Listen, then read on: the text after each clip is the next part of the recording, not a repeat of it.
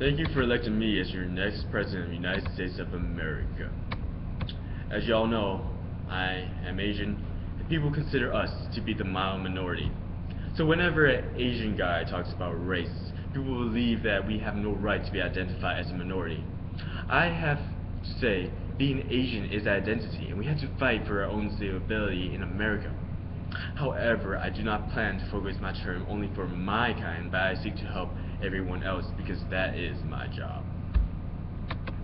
People will always focus on a group of color with disadvantage.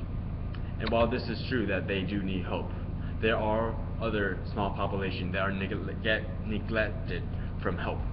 And I seek to provide the same benefits to all races, not only focusing on one like most organizations do. As an Asian American, we are perceived to be well off and there's no support group for us. However, if any Asian immigrants or low income Asian Americans struggle, the amount of support is non-existent. I do not want anyone to be in the same scenario where they have no resources for them to help them get out of their problems. Therefore, I will not only benefit Asian American, but anyone who do not have resources that other people have in order to help them survive. Racism do not only exist within our society, but it also exists internationally.